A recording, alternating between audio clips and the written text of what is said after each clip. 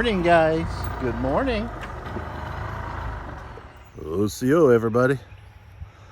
I did a bunch of planting yesterday, and I did the usual. I forgot to set the camera up, so I didn't really get any of it on video. But what I'm going to do this beautiful morning is just take you around and show you what I got going on. I'm going to go ahead and get the animals fed real quick, and then I'll just give you a rundown on what I did. We actually got a huge gift of plants that weren't any good for the seller, the person that had them, and instead of just throwing them in the dumpster, we got them given to us, and they're ugly. Basically what you would call a scratch and dent sale. They were ugly, beat up plants that had been in the pots for too long. But we got about 200 plants, mostly tomatoes and peppers, but there's some other things tossed in there, so they may not do anything, or they may, who knows. But I plugged in about 98 of them yesterday and didn't really have the space for it, so I just made up a row that isn't tilled or plowed, and used a post hole digger. But I'm going to take and show you what all we got done yesterday, and we'll just see where the video goes.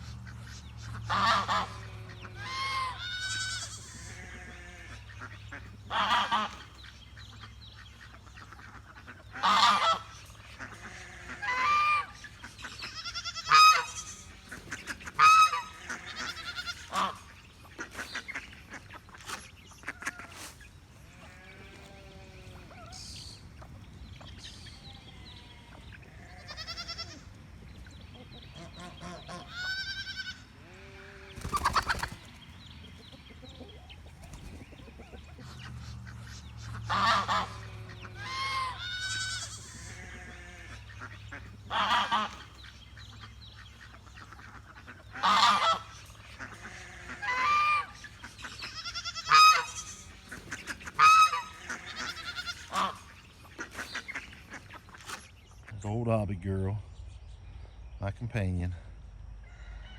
Like I said, if nothing else, she's always going to be here right by my side. I love old Obby. She's 16 years old. I know she looks scrawny, but she eats a bunch. She just ain't never been able to gain weight. And when she was hyper, it was even worse. I was feeding her 3 quarts of pig feed plus human scraps, raw meat, and a bowl of dog food every day, and it still didn't put any weight on her. The other dogs in the house would eat with her, and just half a quart of pig food and they would turn fat, but not old Obby. She just burns through it. But like I said, she's 16 and she has completely lost her hearing, and she's got poor vision, but she's not completely blind. But old girl, she's super loyal, stays by my side. I love her to death. It's gonna break my heart one day when she crosses that rainbow bridge, but until then, do everything we can to keep her happy and comfortable. But I think she's still got plenty of days left in her. Ain't that right, Obby girl? Yeah, love you. But anyway, now that we've got the entertainment out of the way, time to get serious. This is a trellis I put up several years ago. My dream is to one day have it loaded with kiwis, but I have been unsuccessful at keeping them things alive, so until I do, I'm just got stuff scattered throughout here. But from those plants We actually have a row of little eggplants right here, all the way down there. I believe it was 9 of them. And this little area has not been tilled, but it was actually tarped. I had an old rug that we were going to throw away, and I just set it out. It's actually, I believe it's that one right there. And it was tarped for 2 years. And we had some wood chips from getting rid of a tree stump that we put right there. And I decided it was time to plant something in it. So we got the eggplants there. We've got, I believe it was 14 cucumber plants, and I'm hoping I can train up this little trellis here. And I've still got all this space here that hasn't been tarped as long that needs to be cleaned up and something planted in. Well, maybe we'll get some cucumbers out of it. This section right here gets spotted sunlight until late in the afternoon, and then it gets a couple hours of sunlight. Actually, these oak trees cast a shadow on it for most of the day, which is a good thing, I believe. So it may not burn everything over here too bad. It gives it enough light to grow. And this side over here is tomatoes. We got all different kinds. Sweet 100s, yellow pears, a few little heirlooms. But I've got tomatoes going all the way down, and I've got them planted too close, I know. But once we get them up onto the trellis, maybe I'll train them in different directions, try to see if we can prune them and spread them out for a better harvest. It's just an experiment. Some of them are pretty ugly. I pruned all of them and cleaned everything down and planted them pretty deep, so hopefully they'll be able to draw more moisture out of the soil, because this hill is a little bit drier in the summer, so we'll see. And then also we've got zucchinis, I believe, yep, little zucchinis that are looking real poor, but I think they might do all right. I believe it was 8 zucchinis that we plugged in. Here's some old kale that we got up here, also with some little tomatoes that was given to us. But a little bit of kale, and hiding in here that hopefully will eventually overcome this trellis, tomatoes or not, I've got a chayote squash. I planted 2, only one come up. The squirrels like to dig them up and eat them, so thank God that one came out. But now, here was my crazy experiment. It's only about halfway through now. I've planted 120 feet of tomatoes, one every 3 foot, except for a couple spots where there's some trees. It's directly in line with my food forest area. Bobby, yeah, don't step on it. And so the border I already had with a few trees, because eventually all of this right here I want food forested. And we've got a couple varieties. There's a few they call the Sugar Rush right there. And this tomato plant, most of these tomato plants was actually over 1 foot tall, well over 1 foot tall. And I pruned it to just the top. Dug the hole deep enough with post hole diggers to plug them in, like I said, so hopefully they'll develop more roots and actually be able to survive over here, because it is a drier area in the summer. But right now we're still in our wet area, wet season time, so hopefully. And we got these Sugar Rushes, and then like over here, chocolate sprinkles. And I believe that I've got about 16 of the chocolate sprinkles plugged in. There's the little yellow fig that I thought the frost had killed, pushing back.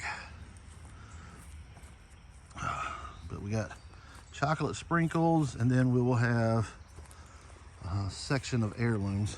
It might be more than 16 chocolate sprinkles. Poor little moringa tree. Planted this right beside it, but that little moringa, the neighbor's dog come over here and peed on it, and it burned it. Something fierce. But we'll see if it comes back. Got another little moringa right there, and rosemary. Need to weed into that. And a couple of them look pretty poor, like this, no leaves at all. But there's a little shoot right there that may do something. And the majority of this row is the heirloom mariglobes. Right there. They were bigger plants with a lot of dead on them. I cleaned all that off. Now here's a good example of one that looks good. If it was really healthy like that, I left the fruit on it, but most of them I took off. But the mariglobes run up to here, and I think I got 2 other heirlooms right here. There's a mortgage lifter and a Caspian pink. And then I have my, oh, my brain's done going blank, magnolia tree right here that's going to be a cornerstone for the food forest. And I like a roadway I can drive the golf cart or a tractor through for maintenance purposes. Right there with my blueberries. So I've got this gap here and I'll be able to drive down. And there's the neighbor that owns this right here has given everyone permission because the woods is overgrown with wild bamboo, the super invasive kind that can get 50, 60 foot tall, big around as my arm. And it's starting to invade over here, but I'm going to try and get the ones that are here and work my way back and harvest. And I'm going to build an A-frame all the way down with a beam running along it, all made out of that bamboo. About every 10 feet, I'll put an A-frame, and then I'm going to try and drop strings to let these grow up on, and we'll see how that does. Oh, look at the beautiful blueberry bushes. They are producing this year. I can't wait to finish cleaning this little area out so it's just the blueberries, because right now there's a lot of what I call invader oaks that are popping up like this right here, right in the middle of the bushes. And I don't want that. They're just stealing nutrients from them. So I've got to get them killed and suppressed. I love the little mimosas because they're nutrients adders. And then we've got a little beautyberry that's been planted by the birds popping up. The beautyberry will get taller than the blueberry, so I'm okay with that. We had this old house plant survive the crazy frost, so I figured I'd plug her in and just give her life out there. Got a nephew that runs a land clearing business, has told me that he's gonna bring his tractor and tiller over one day. And I think I'm gonna clear this area right here out. I've got sun hemp seeds that I wanna put in it. We're gonna try that out. I'm gonna try and replant this berm right here with something else. So maybe have him clear that out. And then I've got a small area over there I want him to till as well. And we're gonna start plugging in some moringa seeds and other fruit trees and stuff that we've got up there. Try to get that going. And since I'm standing here, I'll show y'all my little sassafras transplant from a couple of years ago. Still alive, still fine. Come back every year. It's actually one little tree, but I'm gonna start sometime this summer clearing these sides and going ahead and getting a lot of this junk cut down and fed to the goats. We'll try and keep as much of our support species as possible, transplant some, but like right here, you wouldn't really know there's anything worthwhile, but there's a massive blueberry bush that is being choked up by privet and oak all through here. So I want to clean this up and get my whole border done. I think I'll get some sort of maybe do 20 foot a day or something, tow the trailer with the golf cart and leave the trailer out here and get it all cleaned up. It might take me all season, but eventually it'll be done. I wanted to show y'all this. See this little rascal right here?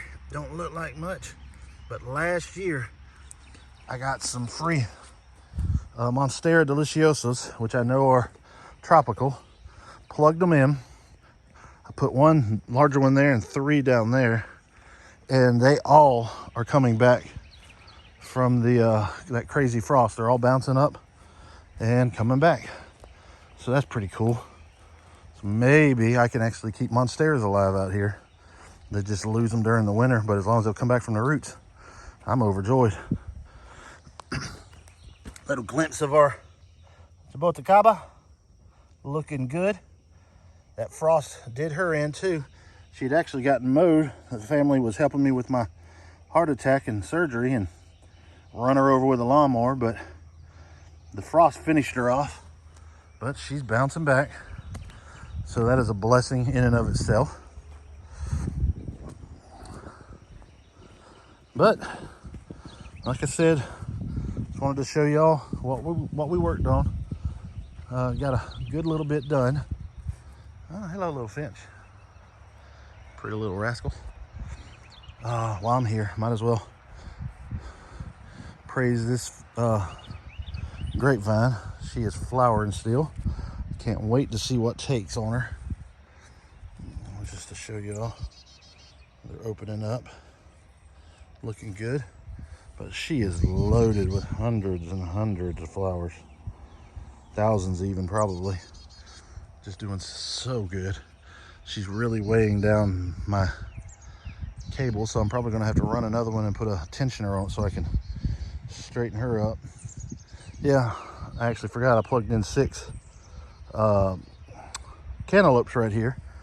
I actually have some 3rd generation watermelons from seed that we saved 2 years ago plugged in here. The Georgia rattlesnakes, they really do well for us here. And then directly under the grapevine, I planted a little box of potatoes from last year that we forgot about, and it sprouted and dried up in the pantry, and they're all sprouting up. So we got a decent little potato patch right here.